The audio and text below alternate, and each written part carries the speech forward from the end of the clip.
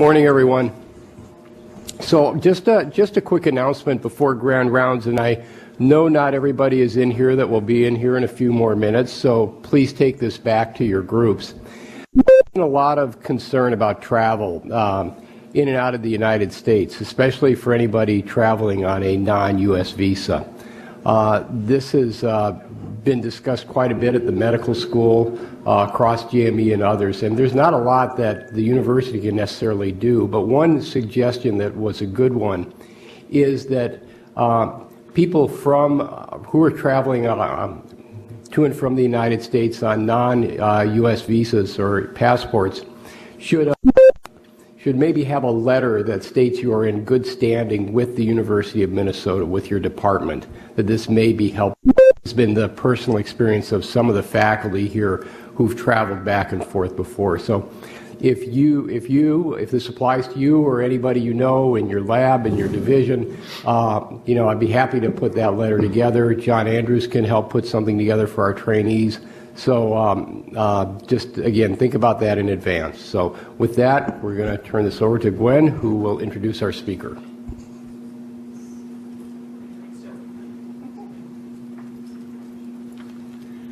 Good morning, everyone. I have the distinct pleasure of introducing Dr. Robert Tranquillo to the grand rounds this morning. Are you good now? Professor over in the College of Science and Engineering. And I've had a lot of great luck in working with him for the past several years on his very disruptive technology that he'll be talking about today. Bob joined the university in 1987 after getting his PhD in chemical engineering from the University of Pennsylvania and then doing some postdoctoral work at Oxford. He served at the head of the Department of Biomedical Engineering since 2000, so for the past 17 years, and he's also a distinguished McKnight professor. Bob is one of the country's foremost tissue engineers, and his research is focused on directed cell migration and cell matrix mechanical interactions.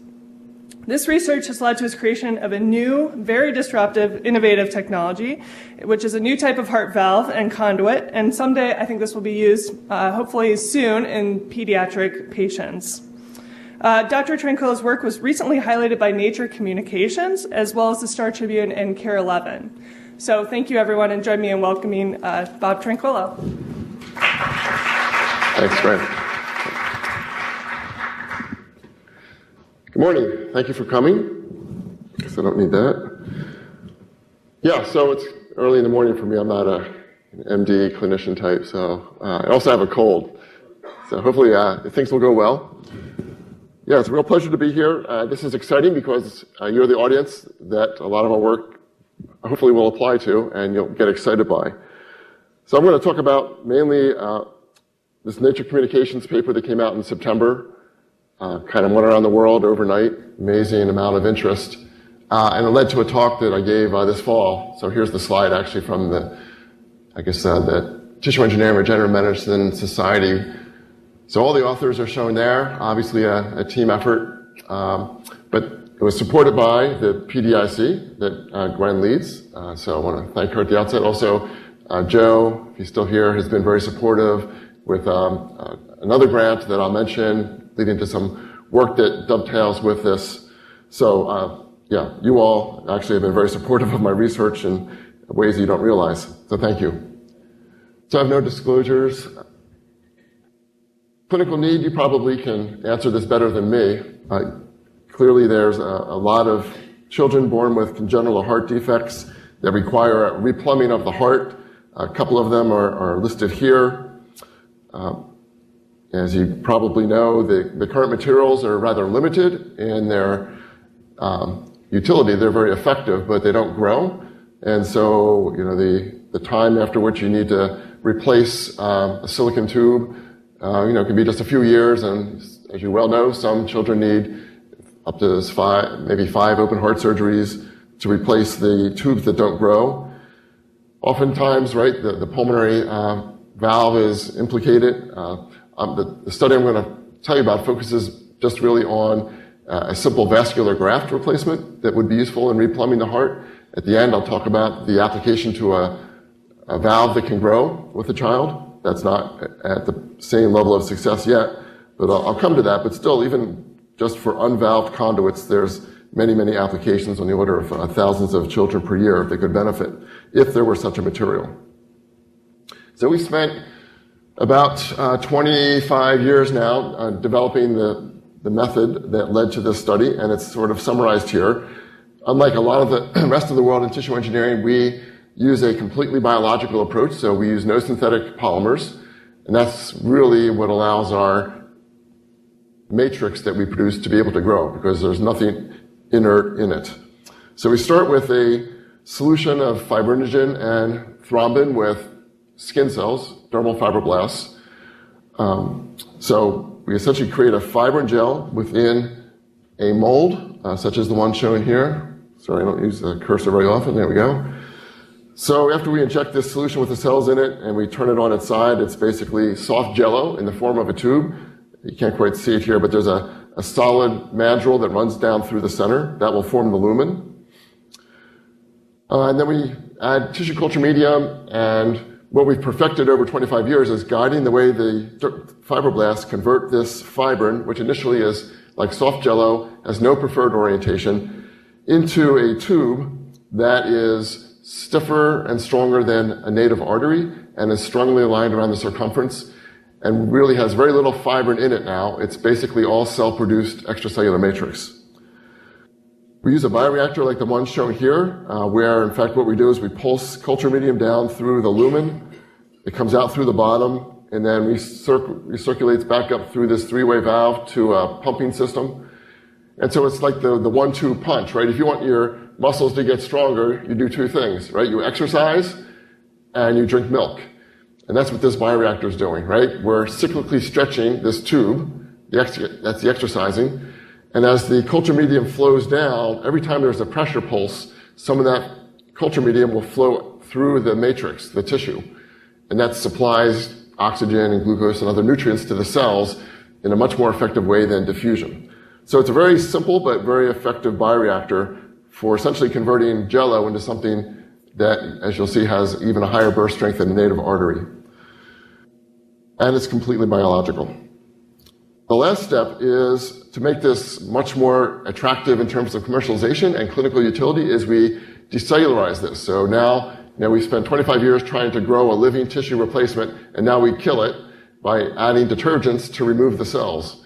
And the reason we do that is because if you do that effectively, remove all the antigens, then you can take a single donor fibroblast and make thousands of these tubes, decellularize them, and implant them into any other subject, right? So if we're going to implant into a sheep, we start with a donor sheep fibroblast, and if we want to implant into a human, a donor human fibroblast.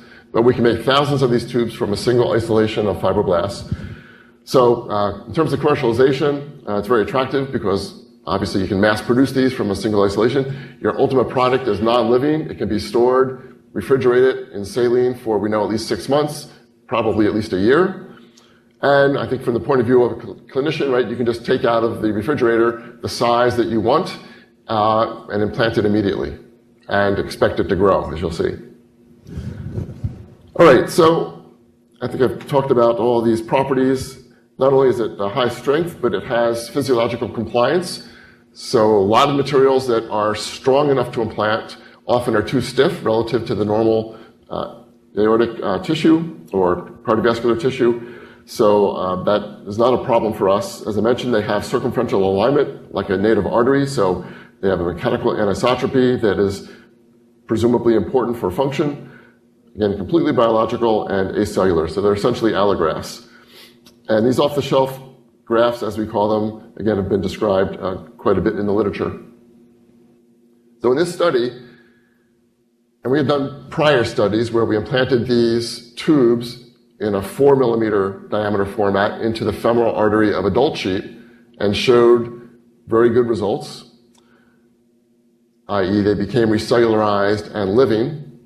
We wanted to ask the question, in fact, can they not just become living after we implant them because they're recellularized, but actually grow with the subject?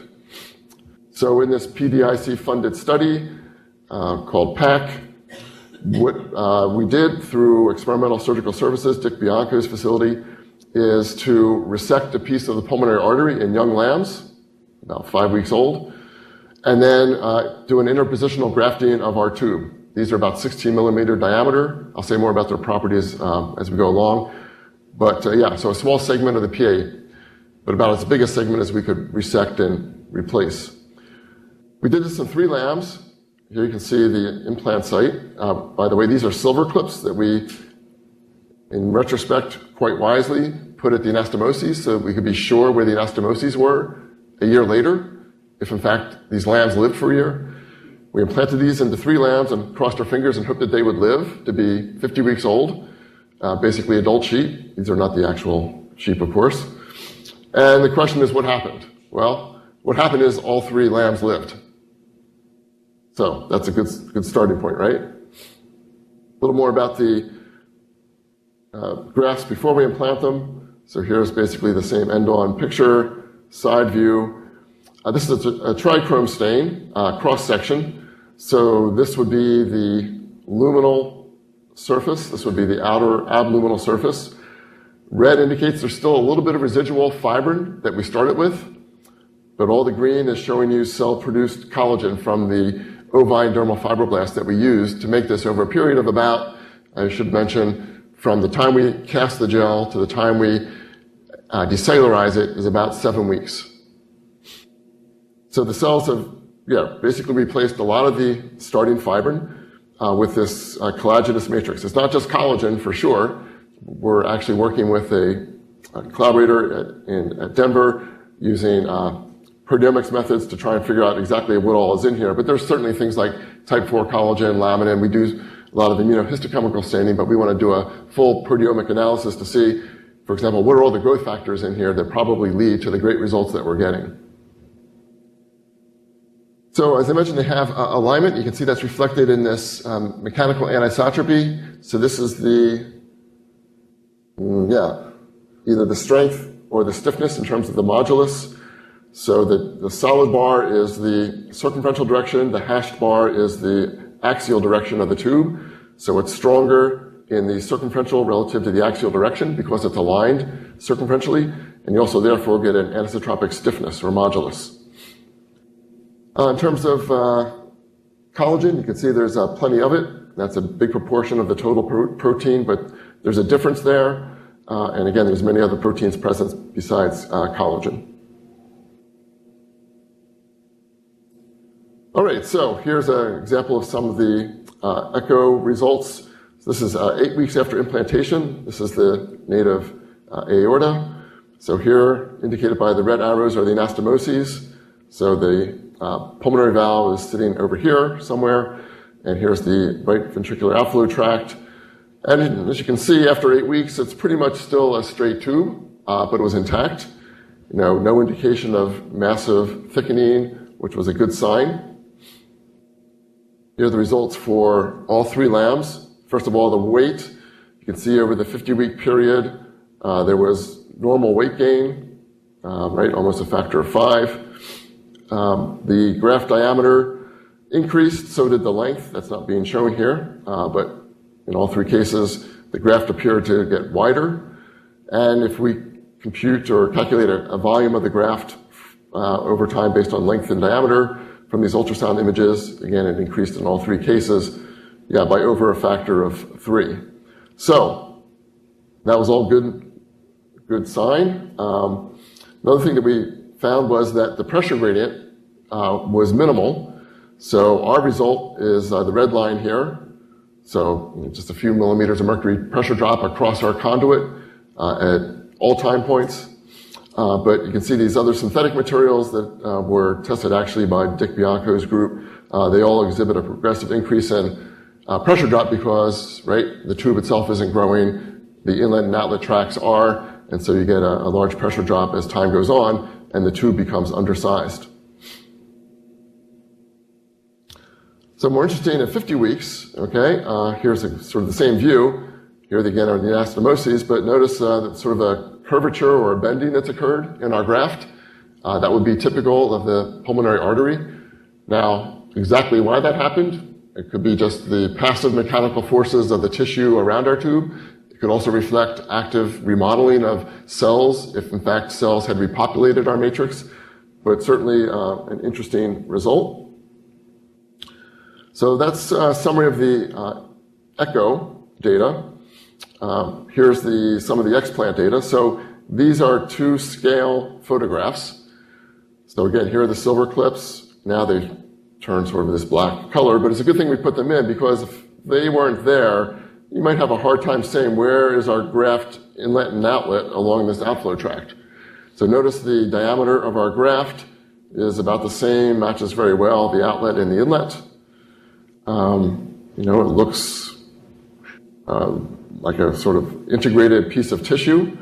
The right heart didn't exhibit any particular hypertrophy, so no indication of any pathology in the right heart, which you might expect since it's a very well-sized outflow tract. Here's a cross-section of the graft as explanted. There's on the abluminal surface, the softer overgrowth of tissue in places. You can see our graft is well defined by these red arrows after it's been slit and laid flat. Yep, so we did some mechanical testing of the explanted graft tissue, compared it to the implanted. I'll say more about that in a second. But you can see, comparing the dashed and solid lines for the explant in red and the implant in black, it was pretty similar in both directions. So it didn't lose strength or stiffness dramatically. Here are the actual values for all 3 animals in terms of UTS or tensile strength, again in the circumferential and the axial direction for lamb 1, 2, and 3. Here's the adjacent pulmonary artery. So in fact, a little bit stronger in both directions, and maintained the anisotropy that you see in the normal artery. Same thing was true for the stiffness. So mechanically speaking, it looked pretty much like the native artery. We did more mechanical testing. So here, what you're seeing in this set of plots immediately to the right of the photo is we took an axial strip of tissue in the outflow normal or native artery across the anastomoses. Right here's our silver clip, so the anastomoses ran right here. So this piece of tissue that we took out, indicated by the green, was spanning the graft to the native PA, and then black entirely within our graft. And plotting the tensile strength, related measure of strength called the tension, which is just divided by the thickness, and then again the modulus. You can see it didn't matter where we took that strip of tissue, it exhibited similar strength and stiffness. So not surprising based on what I showed on the previous slide, but another indication that the graft is mechanically very much like native artery, and across the anastomosis there's no apparent stiffness mismatch. And that's probably why we didn't see any intimal hyperplasia anastomotically. In terms of cellular content, right, so I'm giving away a big part of the story, right? The $64,000 question is, did it become living? Right? We implant this acellular tube, and the only way it's going to grow is if it becomes living, because the recipient lamb cells repopulate it. So I'll say a lot more about the cells in a second, but you can see in terms of cellularity, there were a lot of cells present at the point of explant, a little bit below the normal PA, but clearly quite cellular. If we look at the concentration of protein and some matrix components, you can see in terms of total protein, we're pretty close to the native artery. In terms of collagen, we're actually above. In terms of elastin, which initially there was none. Let me just skip down to the bottom plot here. So in red is before implantation, in green is after explantation. So for elastin, there's very little elastin present after that 7-week period that we grow our tube. We'd love to see elastin present, but as you probably know, that postnatal, there's very little elastin expression. In some circumstances, like with a lot of TGF-beta treatment, we can get some elastin deposition in vitro. We didn't use TGF-beta here, so there wasn't much present, but you can see that we're maybe 30-40% of the native value after that 50-week implantation period. And I'll show you more about the microstructure momentarily. So again, looking at before and after, you can see the total protein content went way up over the 50-week period, and also the collagen did, right? Over a factor of 5. So that's certainly a good indication that the reason our graft got wider isn't simply because our material was being stretched and became thinner. There's actually a huge amount of mass increase, right? Collagen, over 5 times as much collagen content. And the only way that's going to happen is if there's cells present. So here's some of the evidence that there's plenty of cells around. So you're looking at an axial section. So the red dashed lines are showing the 2 anastomoses. This is a trichrome image. So the black features are cell nuclei. And so the luminal surface, I believe, is above, and below is the abluminal surface. So plenty of cells present across the thickness and across the entire length. Lots of collagen, obviously, as we would expect. So one thing we want to ask is, all right, if there's cells present, are they the right cells in the right places? I mean, if you get recellularization with a lot of white blood cells, that's not a good thing. So looking below here from these 3 different regions, both the distal, mid, and proximal regions of the graft, you can see in terms of vimentin, which is a stain, cytoskeletal stain for, stain for a cytoskeletal protein typical of fibroblastic cells. Plenty of vimentin-positive cells present across the thickness of the graft in all 3 locations. Again, the blue is DAPI, indicating the cell nuclei. So lots of cells, many of them fibroblastic of phenotype. If we use another immunohistochemical antibody for immunohistochemical staining, calponin, which is indicative of a mature smooth muscle cell, you can see plenty of calponin-positive cells. Here you're looking at a cross-section. This is the circumferential direction, so the tube is going around in a circle. You're looking at a sector, so this is indicating a lot of spread, mature smooth muscle cells present. Here is another cross-section, now an axial cross-section, if you will, cutting it across here, and you're looking end-on. And since the cells are aligned circumferentially, if you look down the axis, you would just see what appear to be rounded cells, but they're all actually pointing into the screen here in this image, so just reinforcing the idea we have aligned smooth muscle cells present in these grafts. So remember, when we implanted, there were no cells present. So we have a lot of cells. A lot of them are fibroblastic or smooth muscle-like. And moreover, we had the generation of a spontaneous generation of a complete endothelium. So on the left here is the native PA adjacent to our graft. On the right is our explanted graft, VWF being stained. So you can see we had absolutely a monolayer of endothelial cells. So I should mention that we used heparin for the duration of this implantation because we didn't want the failure mode to be blood clotting. We really wanted to see, is our graft capable of remodeling after recellularization and growing? So to make sure that clotting wasn't an issue, we used heparin for the duration, but maybe at some point we wouldn't need it, right? That's a very good sign. So I mentioned we had a lot of elastin deposition. On the left is the native PA, organized elastin lamellae, and we see some semblance of that in our explanted graft. I don't think anybody would argue that having elastin is a bad thing. Interestingly, right, there's no elastin when we start, but the graft does just fine, doesn't become aneurysmal, so it's not necessary for the graft to work to have elastin, mature elastin present. I'd love to have it present, but it's not necessary, evidently. All right, now, the other $64,000 question, probably all of you well know, particularly in kids, most materials become very calcified after implantation. And so, right, is there mineralization, calcification occurring? So using von Costa stain, which stains black, here's our positive control, where there's a calcification. Here's an axial set of images indicating over the length of our graft, there's no evidence of calcification. That was true in all 3 lambs. In fact, no matter what animal study we've done, the only time we see calcification typically is near the degradable sutures at the anastomoses, interestingly. So in the material itself, there's no evidence of calcification, at least based on growth staining. Probably could do a more thorough examination with other means, but certainly nothing that we've seen yet. A little bit more on the microstructure. So on the left is the pulmonary artery adjacent to our graft. On the right is the explanted graft. So again, just to show you the similarity in the remodeling of our matrix that we implanted. Here's the trichrome, picoserous red, indicative of birefringent collagen, so again aligned for the native PA circumferentially, true also for our graft. Verhoff von Giesen stain indicating mature elastin, which would be black. You can see it both in the graft and our here, as well as the native artery. And if we see an endothelium, you would expect to see a basement membrane. So if you look at collagen type 4 staining, you can see that on the surface of the native artery, there's a layer of collagen 4, and that was true also on our graft.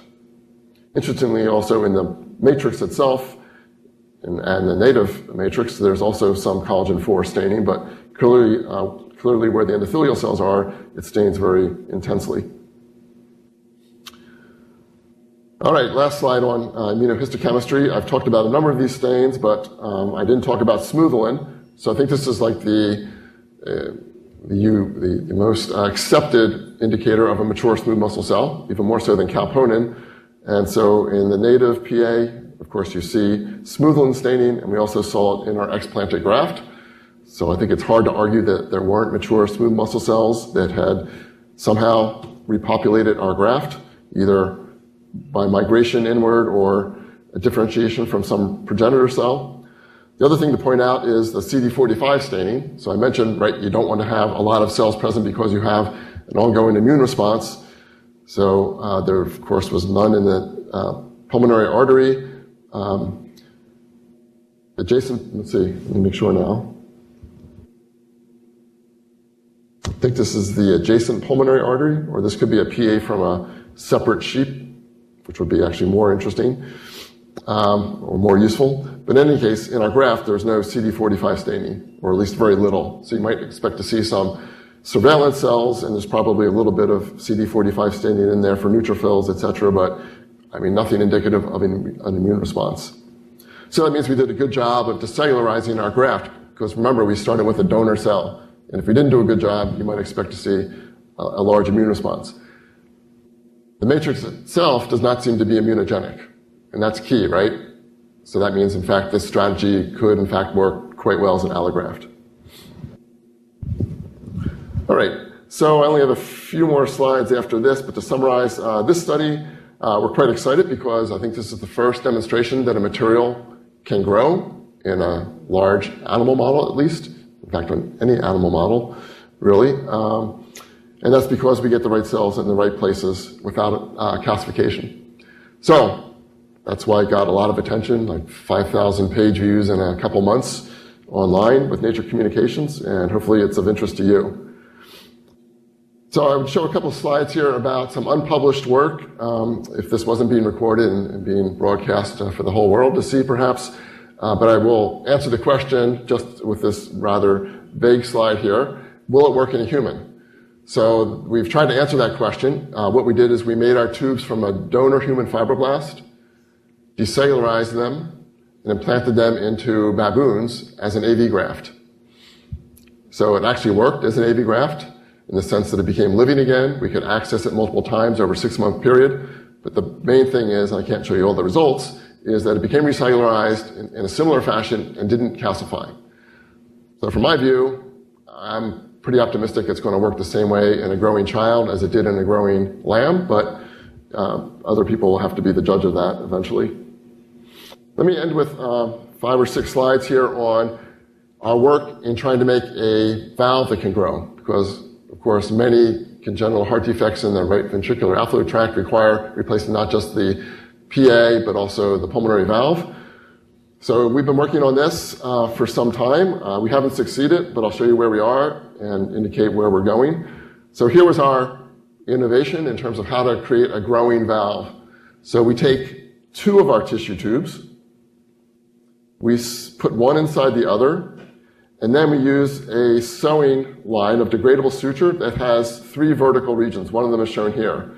The other 2 are on the back side of this 2-layered tube construct. So essentially, we're going to sew one tube inside the other and create 3 commissures by these vertical sewing lines. So if you look top down, after we sew them together, you see when the inner tube is collapsed inward, which will happen when there's a reverse pressure gradient, of course, you have what looks like a valve. It's just a tubular heart valve, which is already made commercially, sold by many companies for adults. But this is now a tubular heart valve that is made for kids because there are no materials being used that can't grow, right? Eventually the suture will go away, and we think this material can grow. Now, an important point is that before the suture goes away, these tubes will have to fuse together along that suture line, or else the tubes will come apart and you won't have a valve. So we're going to rely on the cells to repopulate our matrix and essentially glue the tubes together along the suture line for this to work. Well, it certainly works in a flow loop. So you're looking end on at one of our pediatric valves, as we call it. Makes a very large orifice. So again, our material has sort of typical stiffness or compliance or ability to bend under pulmonary flow conditions. So we can get a very good valve performance, at least in the laboratory. And the question is, what happens when we implant this? So Jim Berry, who you might know, did all this echo for us. He's superb. After 4 weeks, it works great. So here is a view during systole, a long axis view, so you get a very wide orifice, good blood ejection. In diastole, just a minor amount of regurgitation rated as an index of 1. So we did 6 or 8 of these implants, and again, 5-week-old lambs, and they all work great initially and after 5 weeks. But then, over time, as you can see from the index, it gets progressively more regurgitant. Here you can see, I think this is 8 weeks, more backflow, central regurgitation during diastole, and then becomes almost moderate in value by 12 or 20 weeks. And so what's going on here? 2 things. One is if you look at the recellularization, you can see in the root, that outer tube, which is like now the root of our pediatric valve, there's lots of cells present. So here's across the root thickness for smooth muscle actin. So that's a good one to look at. Plenty there at 12 weeks, also after 22 weeks. We also had actually a fairly good endothelium formed after just 12 weeks. Some transient inflammation, Cd45 staining, less at 22 weeks. So the root looked kind of, I think, what was going on in the PAC study that I told you about. But now the question is, what's going on with the leaflets, especially since we saw this progressive regurgitation? Well, even at just 12 weeks, over the entire surface of the leaflets, there were cells present. You can see from the blue nuclei. Some of them were SMA positive. So no matter what you look at, there's evidence of recellularization occurring, but it's not nearly as extensive across the thickness as we see in the root. So there's a few blue nuclei. If you look carefully and you're close up at my screen, you would see at 12 weeks. There's a few more at 22 weeks you can see, but you don't have nearly the recellularization. So one issue might be the reason the valve became regurgitant is the root became recellularized, but the leaflets weren't becoming recellularized fast enough so that they could increase in their area to maintain coaptation. That's certainly one thing that was probably happening. Now, I don't know if for sure that's the reason because there was another issue. This is my last slide. What seems to be happening is over time, the commissures are not stable. So these asterisks indicate where the commissure should be. There should be 3 of them, of course. And you can see it appears to be several millimeters below where it should be. So what we think is happening is with that constant back pressure, those commissure sites, the tissue is kind of being progressively pulled down through them. Maybe not catastrophically, but over time, that constant downward force on the commissures is in concert with the remodeling going on, because there's cells in there, is not capable of maintaining that position. And that was true at 12 and 20 weeks. And that is obviously a larger concern for us. So whereas one concern is, that you don't get recellularization fast enough, well, remember, lambs grow to full size in about 6 months. With kids, you've got a lot more time for cells to get in there and grow. So I'm not so concerned about maybe you're going to get a little bit slower recellularization of the leaflets. I certainly am concerned about this mechanical instability of the commissures. So we have a new valve design that I can't tell you about because it's not even disclosed yet. what I'm very excited about. It involves our tubes again, but we think we have a way to overcome this design flaw, if you will, or insufficiency. So stay tuned. We'll see if it works, but I think we can reconfigure the way we basically sew a valve together from our tubes so that this will not be an issue. Maybe it will create some other issues, but that's research. Okay. So with that, I will conclude. I just want to thank, in particular, Zishan, who's been the driver for a lot of this work over the years. Also, Jay Reimer worked with a pediatric valve. And I don't think he's in here, but is he in the audience? Lee Meyer, are you here? I thought I saw you, Lee. I don't have my glasses on. Lee, who works for Bryce now in the MD PhD program, was certainly a key contributor in prior years in developing these engineered vascular grafts. I think I mentioned most of the funding sources before, but here they all are. So with that, I will conclude and hopefully leave some time for questions, and hope that you found this to be at least interesting and maybe something that has legs. Thank you very much.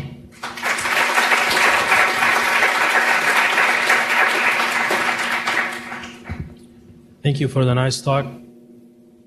I have a question about the valve stability. So you said maybe one of the reasons that the valve was not stable because it was not cellularized fast enough.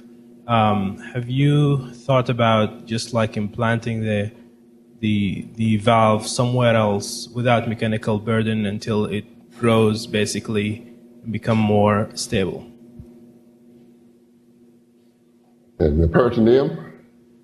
The peritoneal cavity or somewhere? Well, yeah, I would be concerned about, say, the leaflets fusing with the root or fusing together, or say, if you don't have the constant valve action occurring, I'm a little concerned for a valve that those leaflets would end up in the wrong place and fused with something where they shouldn't be fused.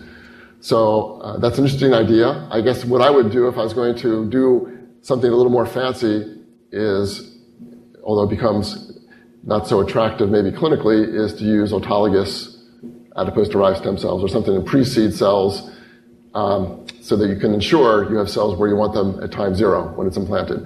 We're actually working with adipose-derived stem cells as a way to maybe create an initial endothelial surrogate. So if we're concerned about, one of my main concerns is, will we get an endothelium fast enough that you don't need prolonged anticoagulation therapy? And if you can have essentially an endothelium at implantation, then you wouldn't need any in principle. Now, you don't have enough endothelial cells in a typical person as a source, but there's plenty of adipose-derived stem cells. And there's indications that with proper conditioning just prior to implantation, like flow conditioning under shear, those cells become endothelial-like or non-thrombogenic. So we're certainly looking at that. And maybe that would be a sufficient, sort of initiation of recellularization to make everything else happen faster. So I appreciate your idea. I'm not sure that I'd be comfortable just implanting it in some other position to try and achieve recellularization, though. Yes? Follow-up question on the valve. You're using the same materials for the inner tube and the outer tube, and I was wondering if using a different inner tube with growth factors that might encourage cell migration to get the cells there sooner might be beneficial. Just curious.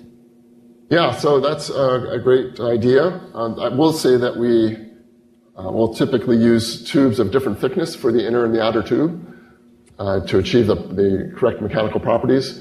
But the tubes that we use are always made the same way. And so whatever growth factors are present in the outer tube are present in the inner tube. And I haven't gotten the results back from our collaborator in Denver, but I'm sure there's a lot of various growth factors in there. Now, we could try and load it with additional growth factors exogenously. We haven't done that yet, but that might be a good plan C, I'd say, for sure. There's different ways you can do that. I mean, this is an extracellular matrix. Things like to bind to it. Cells love to bind to it, but so do many growth factors because it's chock full of fibronectin and other things. I didn't mention fibronectin, but there's plenty of fibronectin in that collagenous matrix. which makes it, that's the double-edged sword, right? It's a really complicated material, so it's not like using PGA, right? But you get all the benefits of a very complicated material in terms of biological activity. How long do you think it'll be before you'll be able to do clinical trials? And what's it going to take to do clinical trials? Well, now I start getting a little squirmy because I've never had or been involved with a clinical trial, and I don't have a great sense of what that all really means. I'm learning a lot in terms of regulatory issues, but certainly the starting point is are there clinicians who are interested in trying this based on the data available? So the data we have it grew in 3 lambs as a PA replacement, and it behaves in a similar way in a baboon when it's made from human cells. Now, if you put those 2 things together, is that enough to make the FDA and a surgeon comfortable in using it? Those are questions I can't answer, but that's the sort of evidence I can present as a case for proceeding forward.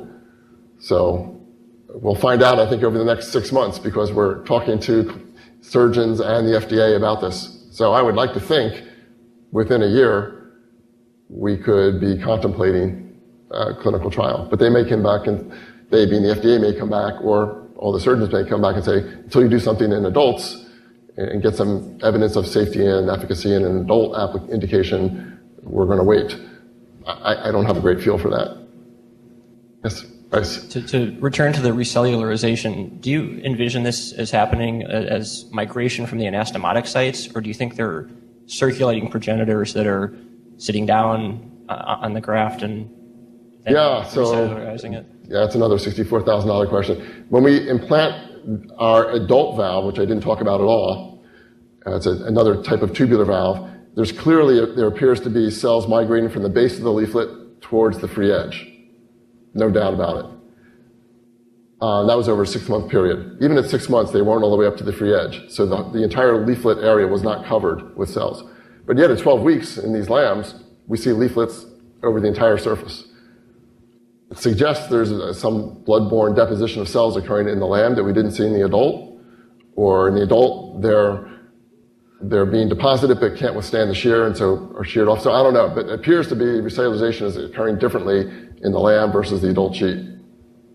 But we've not done a lot of detailed analysis of that, and we can't really, other than the sort of gross histology that we're doing. Maybe in a mouse you could do some things that are more interesting to answer that question, but those valves are really small. Yes? So, having been involved in a lot of clinical trials, I can't imagine that your next step is not going to be to use your graft in adults and use it in a site less critical than the pulmonary artery, and where it's easier to get at and take out afterwards. That would just seem to be a really logical step to maybe be going for as soon as possible. Right, that's partly why we did the AV graft study.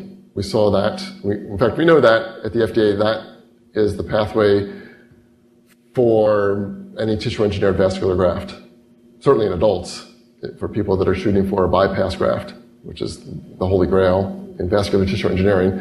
But the AV graft is the starting point, right? Low risk, easy access, etc. Yeah, that would be my inclination. But again, I don't know what's driving these clinical trials. So I'd feel more comfortable, doing it in a lower risk site than the heart. Angela.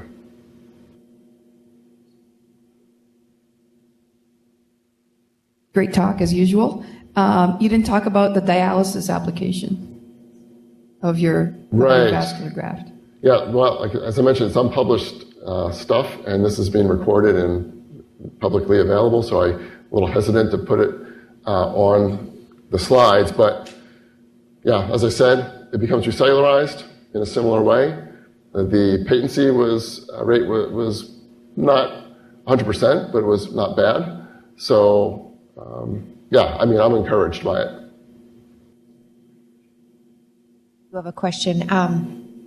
Once these are in kids and the kids grow, what I'm wondering, if the valve is the sticking point, do you have any idea about how this tissue would respond to surgical intervention? So say we could get a kid to grow several years avoiding those surgeries where the outflow tract needs to be replaced.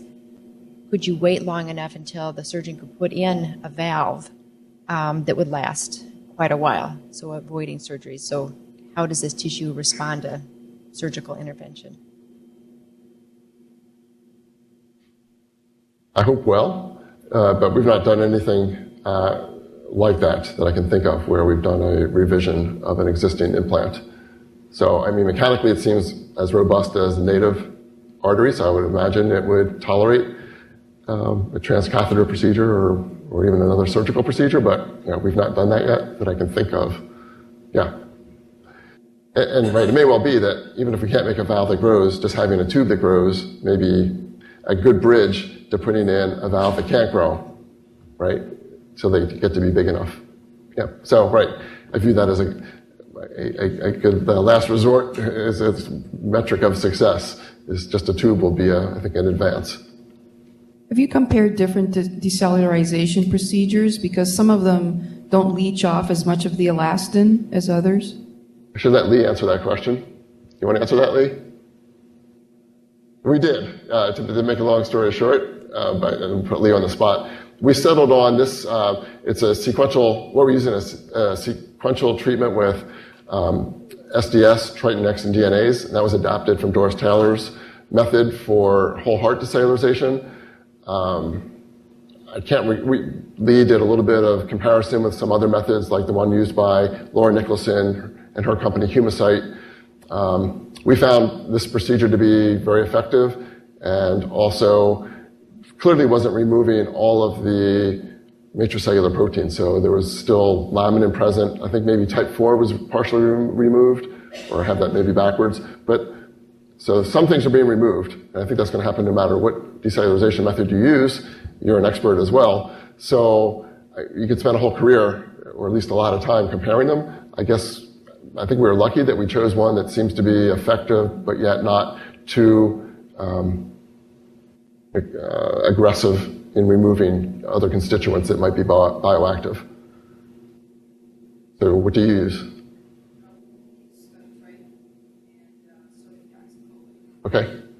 I think Lee tried that. He's shaking his head, yeah. So, right, if we had the ability to do the matrix proteomics like this person at Denver has, I'd love to do that study. Yes. Dirk Hansen at UC Denver.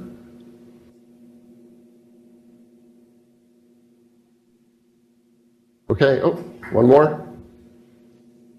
Question? Yeah. Which is good. I have to go give a lecture at 9 o'clock on the East Bank, so can't let this go too long. I don't have a question. I just want to appreciate how cool this is. Oh, hey, all right. That's a good way to end. Thank you very much.